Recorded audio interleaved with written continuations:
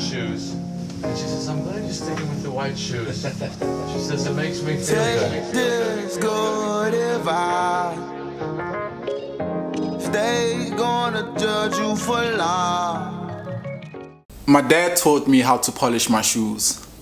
How you clean the dust off first before carefully applying the shoe polish evenly on the leather, waiting for it to dry, then dipping the buffer in a little bit of water just to get that extra shine.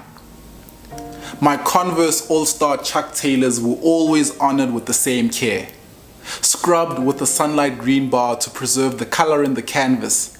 The white rubber sole delicately cleaned with an old toothbrush and ammonia that left them defiantly white against the tyrant dust of township streets. If you judge my soul solely on the cleanliness you saw on the soles on my feet, I wouldn't blame you for thinking, damn, brother got his business together. And you wouldn't be half wrong. For I had a mom and dad who laced my world with hope and belief and tied a tight knot of love around me the same way my shoelaces were tied. But no matter how hard I tried to tap dance, my shiny shoes couldn't drown out the loud fights that would inevitably drive my parents apart.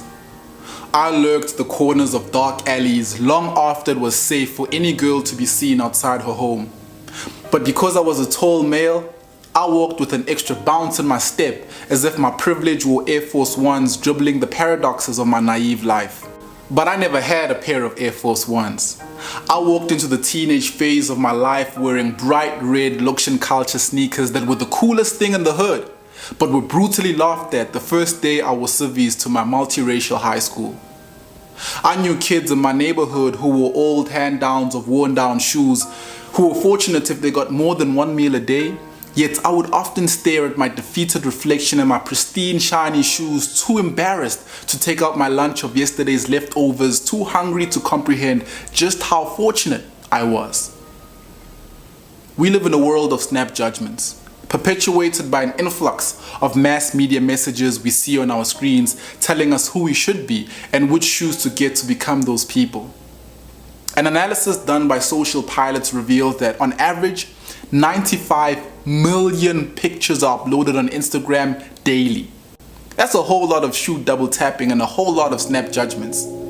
But the reality is, things only snap when they break. Our ability to have genuinely nuanced judgments of character is broken. Our Snapchat filter on life has led to an insane amount of snap judgments, snapping away our empathy in the process.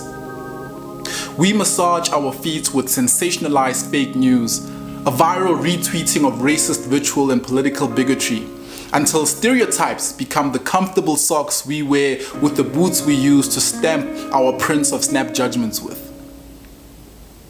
Our lack of empathy takes people with history, circumstances, and a whole wardrobe of different shoes and reduces them to labels, until all we see is arrogant white males, angry black females, rich Americans, poor Africans, ugly fat people, beautiful thin people, radical Muslims, homophobic Christians, and a whole slew of unfounded characterizations that have become the perfect combat boots we use to kick back in the default fight of us against them. Judgment is an important aspect of our human existence. Our survival and successes are based on the judgments we make. Judgment is the ability to evaluate evidence to make decisions. But an evaluation based solely on the visual condition of one's shoe is nowhere near sufficient premise for decision making on the integrity of the shoe, let alone on the person adorning it. Empathy means me emotionally tapping into your world instead of double tapping on a screen. Empathy is me taking off my Yeezy boots and putting on your background, your outlook, and the social ties you wrap around your ankles. Empathy is being brave enough to go to those dark, ugly places where the toe jam of my prejudices collides with the toe jam of your disadvantages. I recently read Becoming, a memoir by Michelle Obama, where Miche, as she's affectionately known by her inner circle from the south side of Chicago, thrusts our feet into her world as we hold her hand and delicately trace the footsteps of her journey.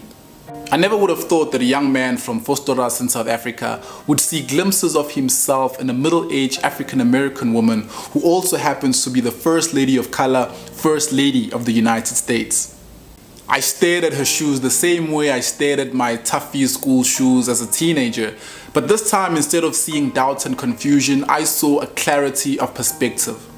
That to judge a person's journey on a moment is but a grave injustice because we are all becoming.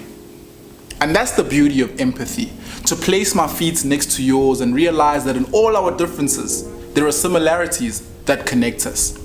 So if you judge my soul solely on the cleanliness you saw on the soles on my feet, I wouldn't blame you for thinking, damn, brother got his business together, and you wouldn't be half wrong. But you wouldn't be half right either.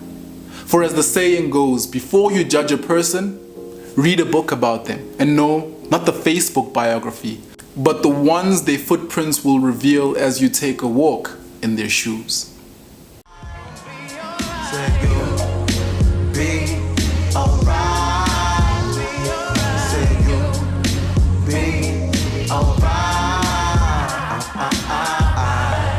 No matter how good or lavish us niggas got it, we just a bunch of ravenous addicts living for fancy haberdashery. Hold up!